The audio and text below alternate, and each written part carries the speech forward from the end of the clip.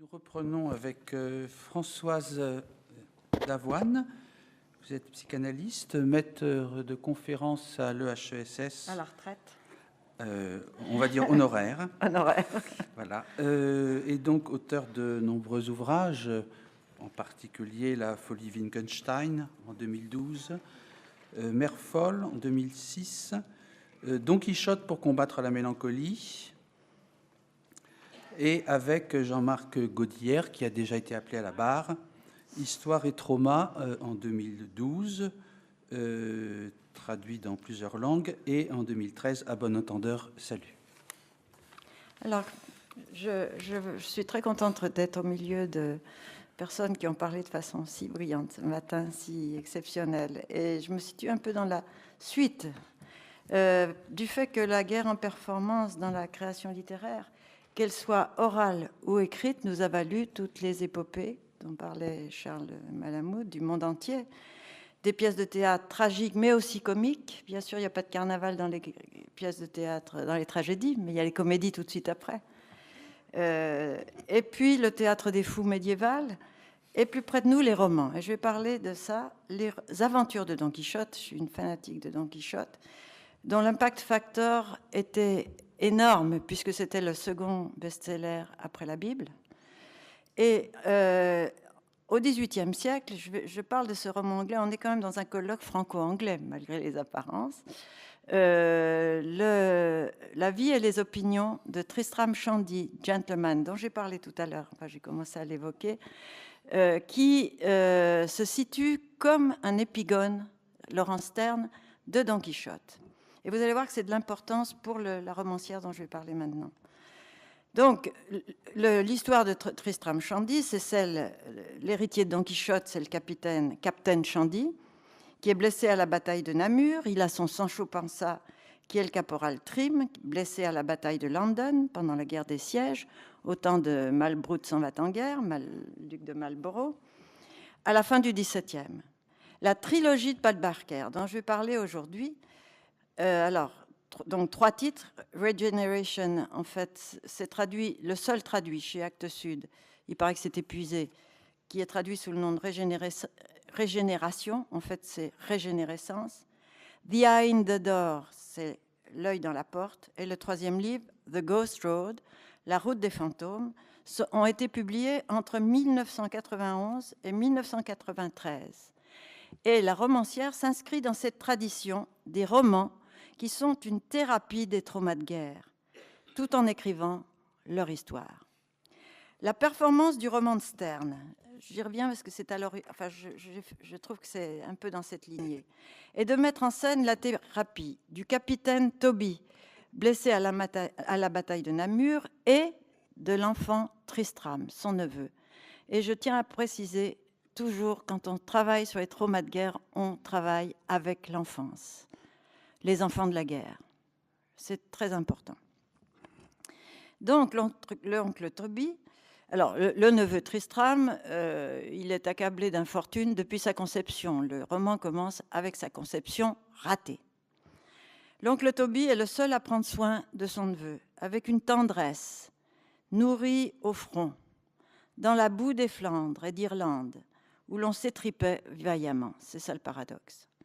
Alors que son frère pacifiste, Walter, un homme d'affaires anglais, le père de l'enfant, un encyclopédiste, ne cesse de pondre des théories, y compris pédagogiques, sans s'intéresser le moins du monde à son garçon.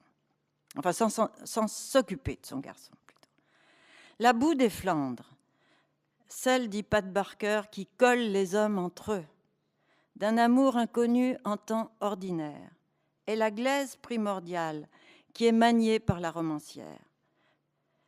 Dans le droit fil de Tristram Shandy, elle choisit comme héros, sur les mêmes champs de bataille, pendant la guerre de 14, le capitaine Rivers, doté de la même sensibilité que le capitaine Toby. C'est un nouveau Don Quichotte. Rivers se bat avec les livres, non de chevalerie, mais de psychanalyse.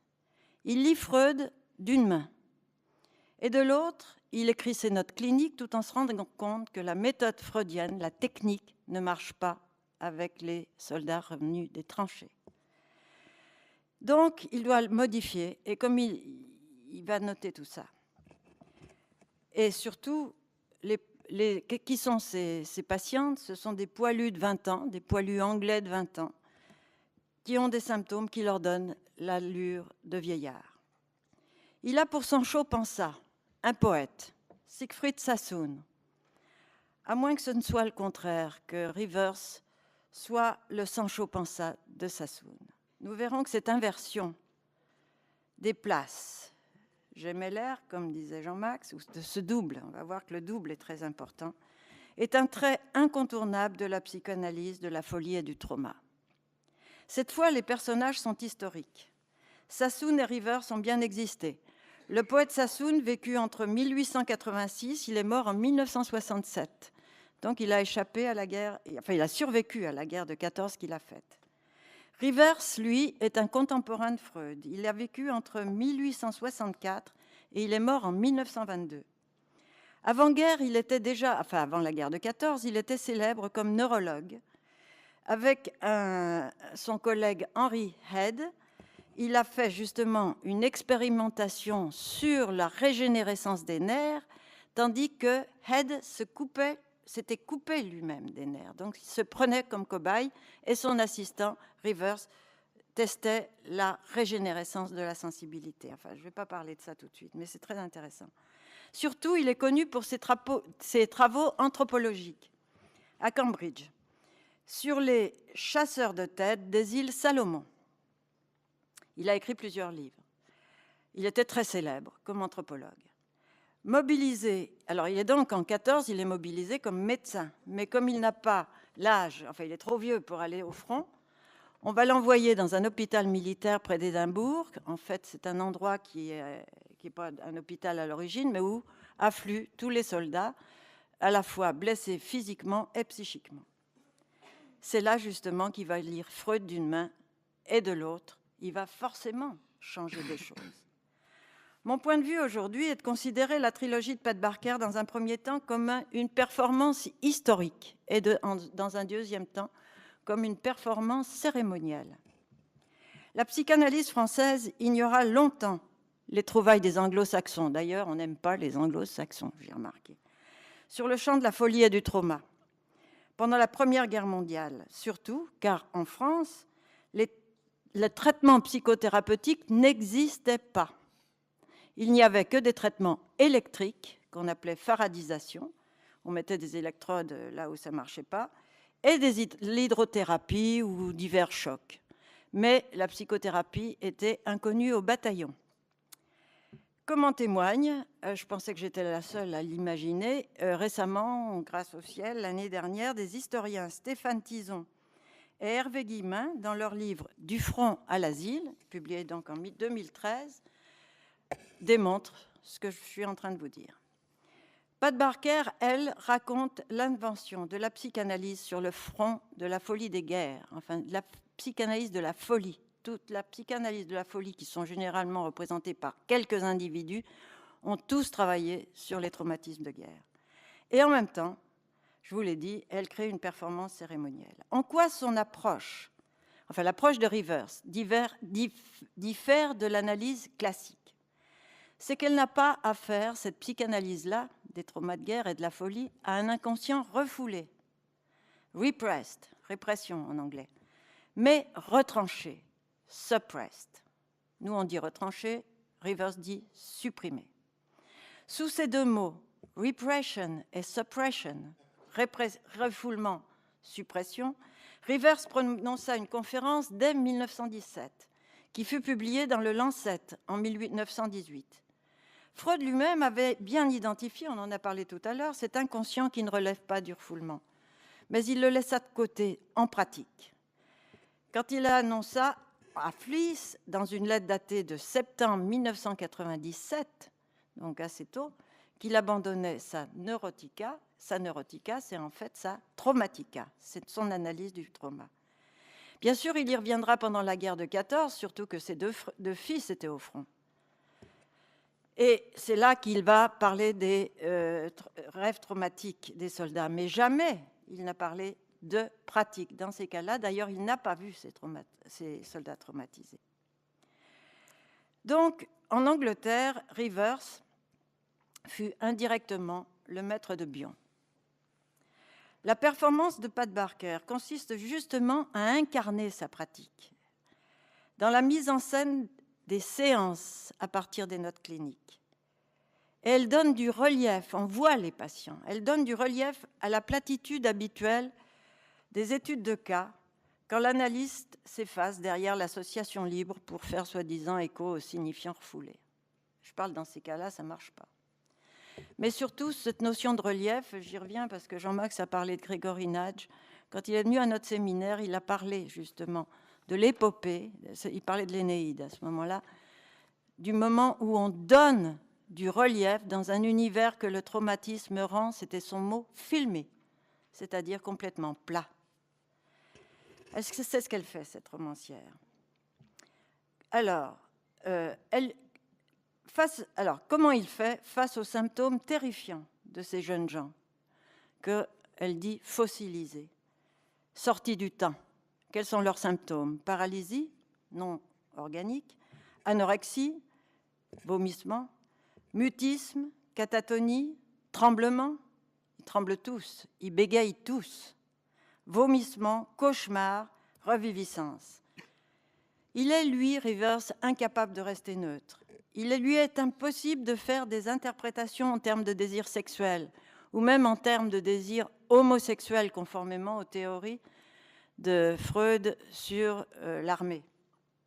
Il ne peut pas non plus ne pas tenir de ses propres rêves qui enregistrent leurs expériences, vécues par eux dans une totale solitude. Et il répond à leurs questions, qui cherchent à l'atteindre au-delà de sa fonction institutionnelle. Qui êtes-vous?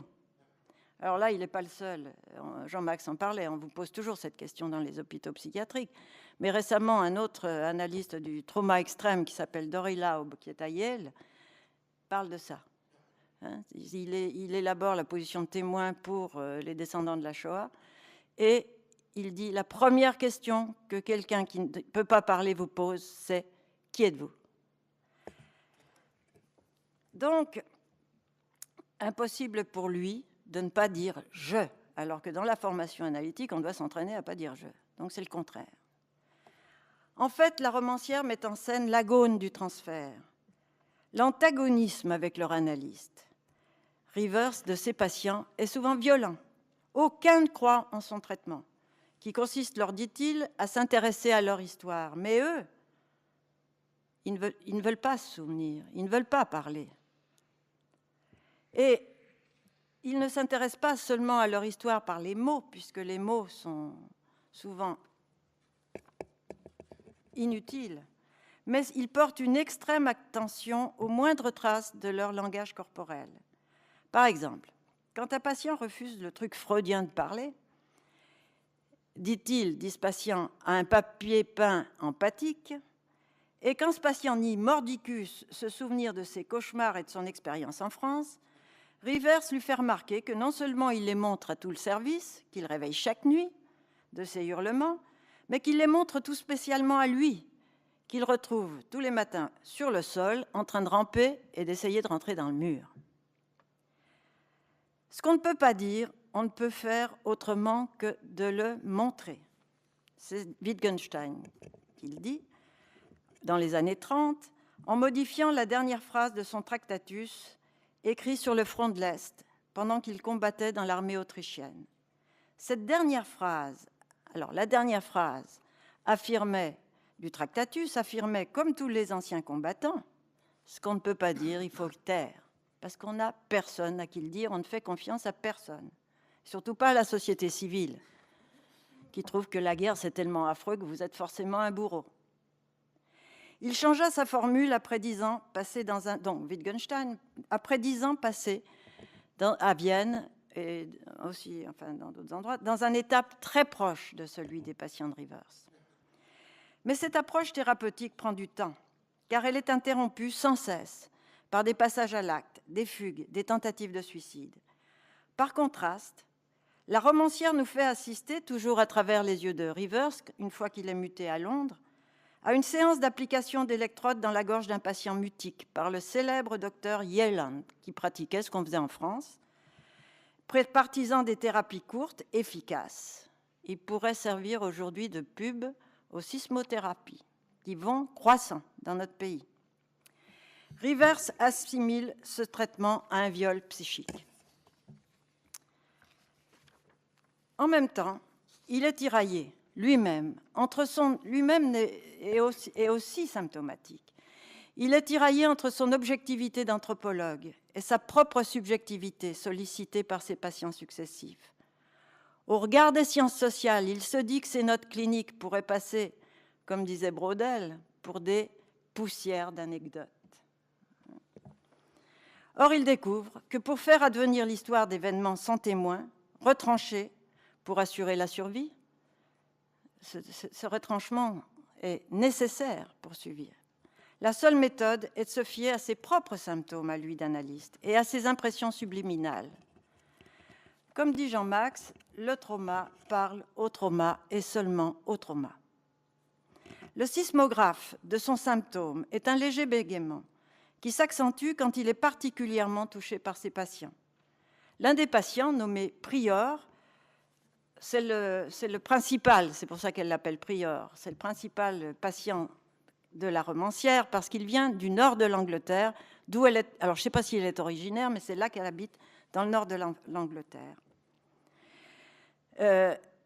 C'est-à-dire une région qui était très pleine d'usines, où on fabriquait des munitions et où le mouvement anti-guerre s'est manifesté par des grèves et des sabotages de munitions, des déserteurs, des pacifistes, et où la répression anglaise a été très, très forte.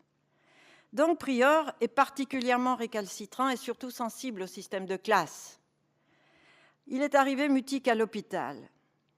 Et puis, il finit par prendre confiance en Rivers et à se mettre à parler. Et il lui dit comment il cessa de parler quand il dut ramasser l'œil d'un copain explosé et le tenir dans sa main,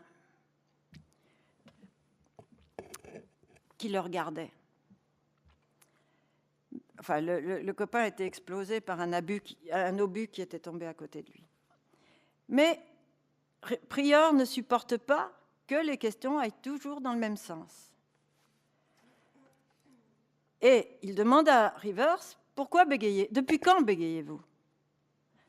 Et dans un geste théâtral que je trouve magnifique, Rivers lui dit, on va changer de place. C'est vous le psy, là, pendant quelque temps, vous êtes le psy, et il change de place. Et il lui dit depuis quand il bégaye. Depuis ses 5 ans. Et il ajoute que depuis ce temps-là, il cessa aussi d'avoir des souvenirs visuels. Mais, comme il le dit par ailleurs, ça, il l'a déjà dit publiquement. Mais il lui en fait quand même la confidence.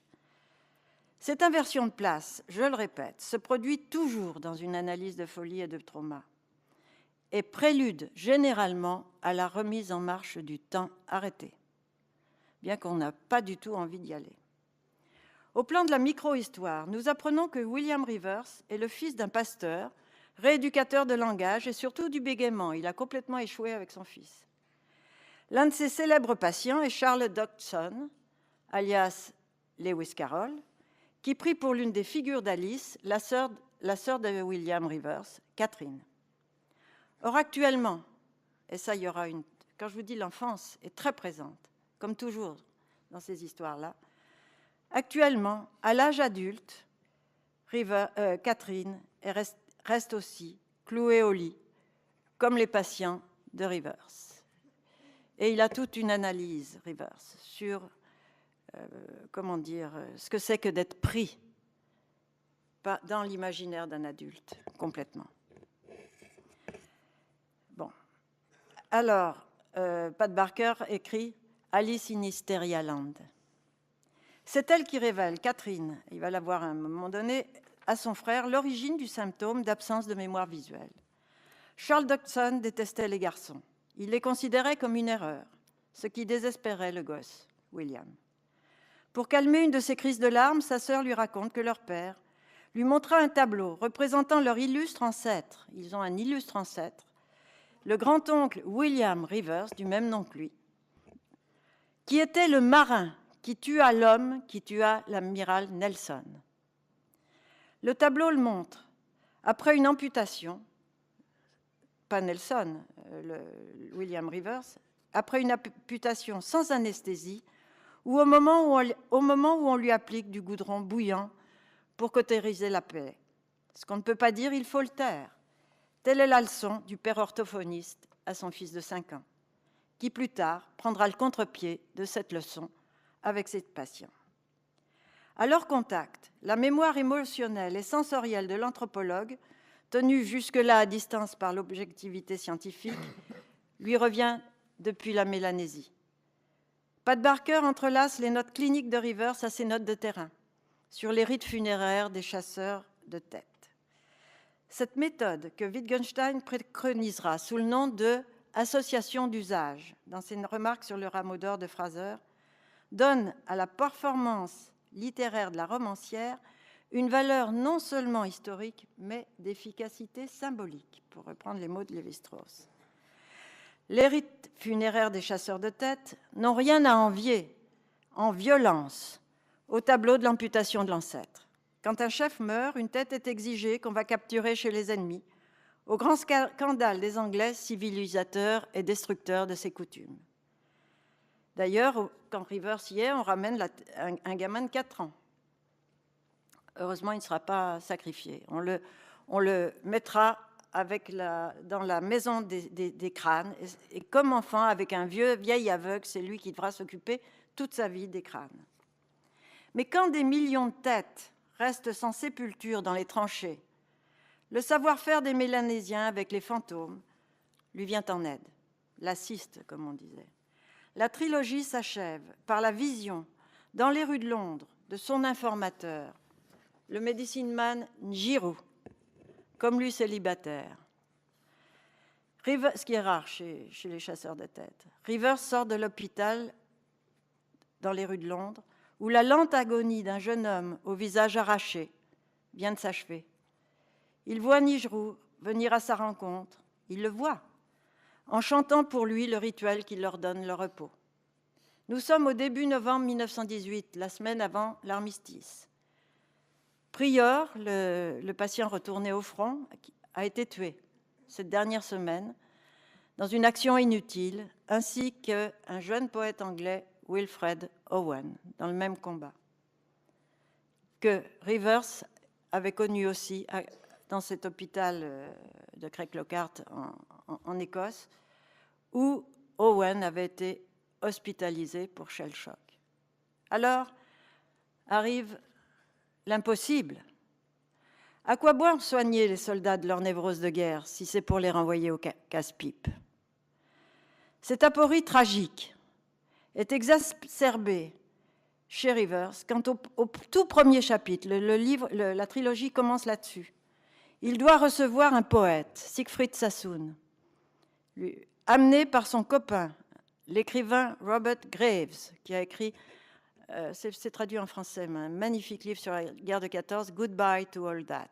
Alors, c'est pas traduit, c'est pas au revoir à tout ça, mais ça ressemble. C'est Robert Graves essaie de faire passer son copain pour fou, pour lui éviter la cour martiale. Sassoon est un officier d'élite, hyper décoré, sauf qu'en juillet 1917, il quitte le front, il jette ses décorations à la rivière, mais il ne déserte pas. Il écrit à la Chambre des communes une déclaration publique pour protester contre l'absurdité de la guerre. Et le livre commence, enfin la trilogie, par cette déclaration. Il risque donc d'être passé par les armes. Rivers est mis devant l'impasse. Ou bien il dit à la commission que Sassoon n'est pas fou, et il l'envoie au peloton d'exécution, ou bien il le diagnostique comme fou, et il le tue psychiquement. Leur séance se déroule 3 fois par semaine. Sassoon, au fond, n'y croit pas non plus. Je ne peux parler de mon geste à personne, dit-il à Rivers. Mais vous m'en parlez à moi, lui dit Rivers. C'est pas si bête que vous me dites, répond Sassoon. Mais pour lui, l'écriture poétique suffit largement comme psychothérapie. Il n'est pas shell shock, dit-il.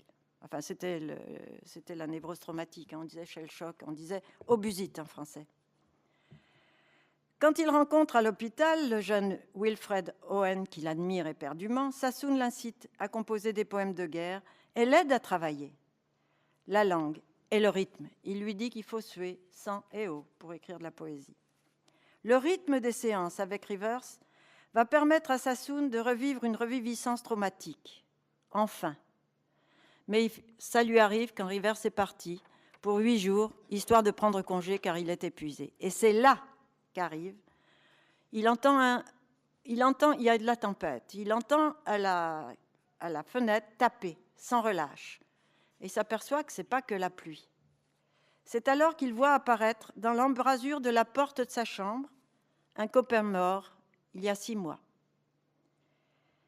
Bientôt, ce sont d'autres morts qu'il a connus, avec leurs moignons et leurs trous dans la tête, on croirait du canteur, qui entourent son lit, tranquille. Au retour de Rivers, il lui raconte son hallucination et il se défend bien. Il dit « Ce n'était pas un cauchemar, je n'étais pas effrayé. Ils étaient perplexes, ils se demandaient ce que je faisais là. » Il tend alors à Rivers une feuille de papier où il a écrit un poème. Alors je vous le traduis, c'est ma traduction. Et j'en saute des passages, bien sûr. « Quand je suis endormi, en rêvant bien au chaud, ils viennent, les homeless ones, les sans-abri, les noiseless dead, les morts sans bruit. Ils chuchotent à mon cœur, leurs pensées sont les miennes. Pourquoi es-tu ici? D'Ypres à la Frise, nous t'avons cherché sur les lignes. Je me réveille dans une sécurité amère, unfriended, sans mes amis. Et pendant que se lève l'aurore, avec la pluie qui bat, je pense au bataillon dans la boue. Quand vas-tu retourner vers eux? Ne sont-ils pas encore tes frères à travers notre sang? » Le dernier vers reprend la phrase que Laurence Sterne, a écrite à propos de l'esclavage. Alors, je ne sais plus exactement, c'est dans le 9e livre de Tristram Shandy. « Are they not our brothers and sisters? Ne sont-ils pas nos frères et nos sœurs? » Cette phrase a servi, après la mort de Sterne, de devise à tout le mouvement anti-esclavagiste en Angleterre. Sterne est mort en 1768. Le poème de Sassoon lui a fait prendre sa décision. De lui-même, il retourne au front. C'est la poésie en acte. C'est le poème qui le décide. La poésie comme performance, disait Jean-Max en citant Nage, Poetry, c'est pas un performance, je crois, c'est as performance. Voilà, c'est ce que il me semblait. Remet en marche le temps, arrêté par l'enfer de la guerre, la nuit du temps. En même temps, les rôles s'inversent, car à ce moment-là, Sassoon agit comme thérapone de Rivers. Non seulement le second au combat, j'en ai encore pour combien de temps? Encore 2 minutes. Ouais, ça va. D'accord, j'ai presque fini. Oui. Vous surveillez. Ah, très bien, merci. Mon ange gardien.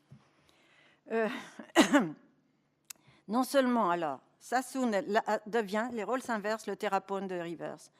Non seulement le second au combat qu'il livre contre l'anéantissement psychique de ses patients, mais le double rituel chargé des honneurs funéraires, car peu à peu, Rivers commence à avoir des souvenirs visuels. La reviviscence de son dernier travail sur les rites funéraires des chasseurs de têtes lui reviennent sous les yeux. Et c'est un travail qui n'a jamais été publié à cause de la guerre. Et c'est ça qui va lui permettre d'aider ses patients arrêtés sur la route des fantômes à rassembler leurs corps déchiquetés. À rassembler les corps déchiquetés de ceux qu'ils ont laissés dans la boue des tranchées. Dans son livre « Combattre », l'historien Stéphane Audouin-Rousseau remarque que pendant l'entre-deux-guerres, où s'épanouirent les sciences sociales, en France, l'absence de référence à leur guerre chez les chercheurs qui combattirent au front, à l'exception de Renouvin, est absolument étonnante. Par exemple, Marcel Mauss, qui combattit dans les tranchées, neveu de Durkheim, qui a eu un fils mort au front, Marcel Mauss se tait sur son expérience alors qu'il travaille sur des sociétés de guerriers dans les plaines, les sociétés amérindiennes. Audouin-Rousseau lui-même, historien de la guerre de 14, attendra cette année même, 2014, du centenaire, pour écrire cette année l'histoire de ses grands-pères traumatisés, surtout l'un, et négligé par la famille pendant la guerre de 14. Son livre, Quelle histoire, est écrit à la première personne. Rivers découvre que cette dissociation entre sa subjectivité de chercheur et l'objectivité de ses travaux scientifiques est la même que celle qui permet aux soldats de se couper de leurs émotions pour combattre. La sortie de ce piège où leur psyché reste captive, il y a un Américain, Joseph Heller, qui appelle ça un catch-22. C'est un livre sur la guerre de 40. Se fait lors d'une scène qu'il inscrit dans ses notes cliniques rapportées par Pat Barker dans son deuxième livre. Rivers termine la guerre en poste à Londres, dans un hôpital de la Royal Flying Corps, l'ancêtre de la RAF. Sassoon y est rapatrié pour une blessure à la tête qui, heureusement, vérifie Rivers, n'a pas atteint le cerveau. On lui donne une chambre seule, ce qui est l'exception, avec à côté de lui un lit inoccupé. Il est accablé de visites, en particulier des pacifistes comme Bertrand Russell et Lady Otolin, qu'il félicite pour sa protestation, mais lui n'aime pas se faire récupérer. Rivers le trouve en proie à un état d'excitation, il se demande s'il n'est pas maniaque, où il voit des millions d'hommes de la guerre, des millions. Et donc là, je pense que c'est comme Don Quichotte, quand il voit toutes les guerres de son père Cervantes, blessé à Lépante, esclave à Alger, du haut d'une colline, à travers un troupeau de moutons. Il est dans le même état. Sassoon a été blessé par un tir ami, comme on dit, un tir des siens, friendly fire, dans un accès d'euphorie, après une action réussie, où il est sorti de la tranchée en enlevant son casque. Vous savez que le poète français Joël Bousquet a fait la même chose et s'est trouvé paralysé jusqu'à la fin de sa vie. Rivers remettra 3 heures à calmer son patient, avant qu'il ne finisse par s'endormir. Comme il est tard dans la nuit, il se couche sur le lit d'à côté et écoute la respiration du poète. C'est alors qu'il se retrouve sur un bateau en Mélanésie où il dormait dans une pareille promiscuité. Comme Siegfried Sassoon, qui est à la fois un guerrier acharné et un poète anti-guerre, Rivers s'aperçoit qu'il a toujours vécu sur un double niveau. Son soi mélanésien, qu'il préférait de loin, et son soi malheureux et frustré de professeur à Cambridge.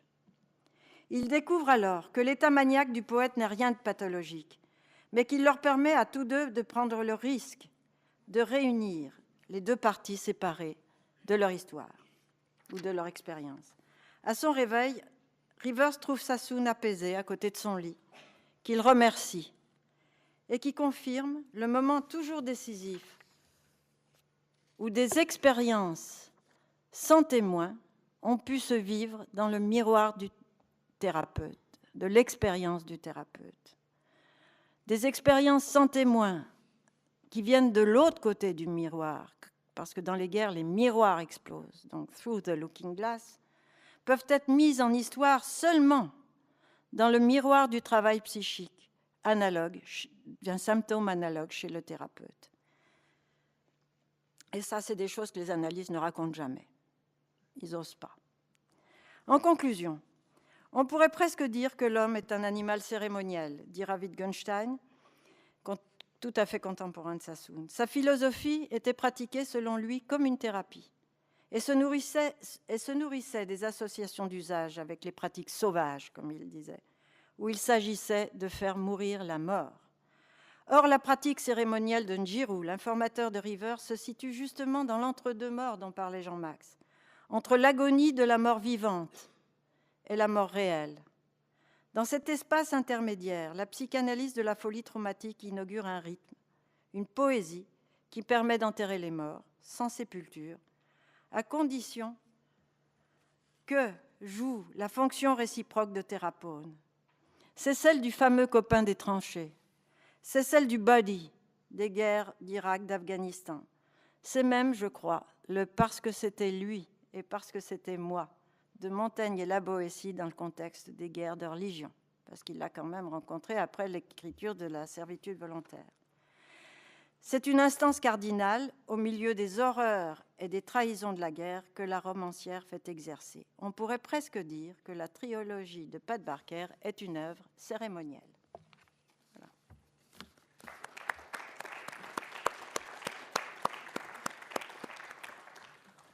Merci Françoise, à la fois pour l'exposé et pour le respect du temps. Vous avez évoqué en filigrane plusieurs personnalités originales que je trouve très sympathiques. Lewis Carroll, Laurence Sterne, dont vous avez rappelé qu'il n'était pas seulement le créateur du Tristram Shandy, c'est-à-dire le roman qui fonde le roman moderne avec deux siècles d'avance, mais aussi un intellectuel anti-esclavagiste, hein, ce qu'on oublie trop souvent. Et aussi, j'ai vu glisser le nom de Bion. Et vous évoquiez le peu d'accueil de la France, la psychanalyse anglo-saxonne. On a un peu accès à Mélanie Klein, de plus en plus à Winnicott, mais Bion reste quand même chez nous largement méconnu. C'est en train de changer. Avec le livre de François Lévy, donc, qui vient de sortir, c'est par en train exemple, de changer. Et qui rappelle que c'est peut-être avec Freud et Lacan celui qui fonde vraiment toute une théorie. Et je voulais vous demander, j'ai l'impression que c'est quelqu'un qui a compté pour vous. Surtout pour Jean-Max. Surtout pour Jean-Max qui a fait tout un. Mais c'est surtout que nous partant du principe que Lacan ne s'intéressait pas à la pratique de la psychanalyse dans les psychoses, nous sommes partis la chercher chez les affreux anglo-saxons. C'était le diable à l'époque. Donc, on s'est retrouvé à Austin Riggs, dans une clinique qui travaillait, on avait 3 aux États-Unis à l'époque, Menninger, Chestnut Lodge et Austin Riggs, qui travaillaient sur la psychanalyse de la psychose. Mais qu'est-ce qui a été notre grand étonnement? C'est que ces gens-là étaient comme Bion. Les vieux, ils étaient tous passés par Guadalcanal, la guerre du Pacifique. Bion venait de la guerre de 14. Tous les psys de la psychose aux États-Unis étaient passés par la guerre. Et donc, ils travaillaient d'une façon très particulière. Et donc, notre rencontre avec Bion s'est faite aussi dans cette lignée-là. Et Bion, ce que dit Jean-Max, hein, qui a travaillé là-dessus, c'est que tout est parti, on en parlait à midi, de ses mémoires de guerre. Bion était capitaine Bion, à 18 ans. Quand tous ses copains de char sont morts, c'est lui qui a été nommé capitaine. Et il devait écrire toutes les semaines, enfin tous les mois, une lettre à ses parents, qu'il n'a jamais pu écrire. Et il a écrit ses mémoires, qui sont d'une précision incroyable, et avec des croquis de toute la Picardie, du nord de la Belgique, qu'on reconnaît encore aujourd'hui. Et puis, il a perdu ce livre, enfin ce mémoire, et il l'a reconstitué exactement à l'identique, avec les mêmes croquis de mémoire. C'est-à-dire, c'est cette fameuse mémoire dont parlait Jean-Max, qui est une mémoire qui n'oublie pas, c'est une mémoire d'une précision extrême. C'est ça qui rend ces gens-là absolument insupportables. C'est que lorsqu'une reviviscence traumatique, ça peut être un déclic, les remet dans leur guerre, eh bien, ils y sont dans une précision incroyable, et on dit ils sont insupportables et fous. Donc, Bion avait ça. Et il a... je pense que la romancière s'inspire de lui pour une deuxième chose, c'est qu'il a dirigé le service où il était en Écosse, exactement comme Bion et Rickman, qui avait connu Rivers, se sont occupés d'un hôpital militaire pour la guerre de 40 qui s'appelle Northfield. Et enfin, il y a un livre là-dessus, Northfield Experiments. C'est-à-dire, ce sont des lieux institutionnels où on accueille des soldats et où on fait des choses absolument incroyables. Voilà. Comment ? Hein ? Merci. Ça marche ? Oui, je voudrais à la fois faire une petite remarque et vous poser une question. Alors, la remarque, c'est au sujet de Pierre Renouvin. Vous avez Oui. dit qu'en effet, Oui. il n'avait jamais accepté de prendre en compte sa propre expérience de la guerre, son vécu. Non, le contraire. Il est le seul à en avoir parlé. Non, mais il ne l'a pas pris en compte dans ses travaux scientifiques. Ah, d'accord. Non, non, mais bien sûr, tout le monde savait, enfin, il avait d'ailleurs une aura particulière à cause de cette expérience, mais il ne voulait pas, enfin, il n'attribuait pas aux témoignages des combattants le statut de texte scientifique, enfin, disons, exploitable pour sa pratique scientifique. Néanmoins, il a été chargé dans les années 20-21 d'organiser la bibliothèque musée de la Grande Guerre, qui est devenue maintenant la BDIC à Nanterre. Et ce qui est intéressant, c'est qu'il a créé dans ses fichiers, il a cherché, disons, à créer un fichier particulier pour faire valoir cette énorme quantité de témoignages dont il disposait. C'est-à-dire que quantitativement, il ne pouvait pas les éliminer. Et c'est tout à fait intéressant de voir qu'il l'a appelé psychologie du combattant. Et on peut voir maintenant, donc, dans le fichier manuel de la BDIC, de très nombreux tiroirs qui comprennent des journaux, des mémoires. C'est une manière de faire revenir, par une pratique autre que sa pratique scientifique, de faire exister ces témoignages. Et voilà. Je vous remercie là-dessus parce que, bon, Annette Becker, par exemple, Oui. qui est à Nanterre, travaille sur ces journaux. Maintenant, elle leur donne statut de document historique. Oui. Et alors, bon, je dois d'ailleurs cette information au personnel de la BDIC qui me les a, enfin, qui a pu m'y donner accès.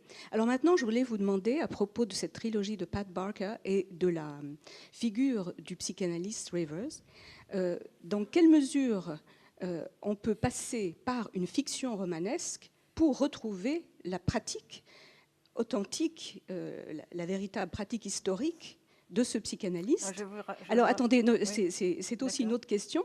Et n'est-il pas intéressant de s'apercevoir qu'il faut passer peut-être par le roman, et un roman contemporain, pour avoir de nouveau accès à cette pratique qu'on a peut-être, alors sur la question de savoir ce que, sur le plan psychanalytique, on en fait aujourd'hui, je n'en sais rien, mais c'est une question que je voulais vous poser. Alors, je vous remercie de cette question, parce qu'elle touche vraiment à une des impasses de la psychanalyse. Quand on raconte des histoires de cas, je parlais de leur platitude, comme disait Nadge, hein, quelque chose de complètement presque objectif, hein, où l'analyste, on ne voit pas bien son rôle, sauf dans les interprétations, mais il n'existe pas comme personnage. Freud disait qu'il y avait beaucoup plus de psychanalyse dans les œuvres littéraires que dans les traités de psychanalyse. Il dit ça dans la Gradiva, je crois, où justement il travaille avec un texte fictionnel. Et je crois que quand on raconte des histoires de cas, en fait, on crée des fictions. On met en scène, on passe à un autre niveau. On n'est pas dans le micro tendu au patient. On n'est pas du tout dans une sorte de reproduction de la séance. On passe à ce niveau, comment dire, de création, puisque les séances dont on a envie de rendre compte, sont des créations des trouvailles. Ce sont des moments où on passe sur un autre plan. Et donc, ça ne peut pas être rendu dans une sorte de matérialité purement, comment dire, d'enregistrement de magnétophone. Il y a forcément création d'une œuvre d'art. Alors, ce n'est pas toujours artistique, mais c'est sur ce niveau-là que ça se plante. Tout est, je pense, hein, quand vous racontez une histoire, vous ne racontez pas l'histoire de ce patient, vous racontez la vôtre. C'est une relation. C'est forcément un agone. C'est forcément déjà quelque chose de théâtral. Voilà ma réponse. Je vous remercie. J'en aurais peut-être une concernant la question de l'historicité, c'est-à-dire Pat Barker, c'est le début des années 90, c'est ça? Elle a écrit ça, oui, elle a écrit d'autres livres. Hein, mais... Oui, mais sa trilogie, je veux dire. Oui, 91, 93. Voilà. Et donc, cette démarche cérémonielle comme ça, qui est assez singulière quand même, est-ce qu'on pourrait la raccrocher à quelque chose d'historique qui se déroulerait à ce moment-là, comme par exemple depuis le milieu des années 80 en Allemagne avec Historical Streit, en France avec les lieux de mémoire. La question mémorielle vient de façon très massive occuper le champ. Est-ce que quelque chose de similaire, enfin je sais pas, à quoi est-ce qu'on raccrocherait cette initiative si singulière? Mais tu as raison, il faudrait demander aux Anglais qu'est-ce qui se passait à ce moment-là. Oui, peut-être. C'est quand même... oui. C'est une bonne question, mais je ne sais pas te répondre.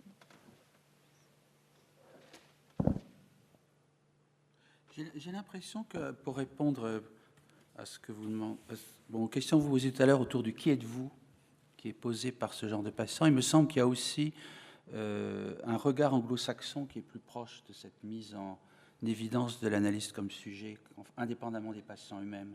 Et que les anglo-saxons, je pense que c'était aussi le cas de Winnicott, répondent plus facilement à cette question qui peut être posée par tout patient et pas seulement par les patients souffrant de ces troubles, non? Je ne sais pas, parce que Dory Lowe, qui est celui qui pose cette question très directement, lui, il est de Tchernovitz. Donc il est à Yale, mais il n'est pas d'origine du tout américaine. Frieda Fromm-Reichmann, elle était allemande. Je pense que peut-être, oui, que la France a une difficulté à... je ne sais pas, il faudrait peut-être travailler là-dessus, oui. C'est quand même une impasse énorme pendant la guerre de 14, qu'il n'y a eu aucune psychothérapie des poilus. Moi, je trouve que c'est une ignorance assez incroyable.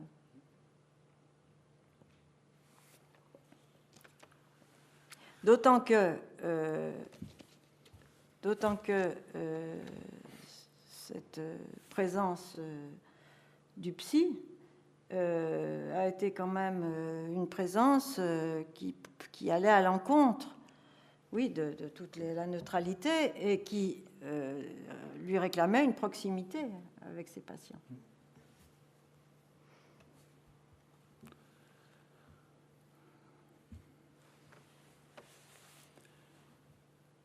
Bien, je crois que nous allons appeler Ariane Zaitsev. Merci encore, Françoise.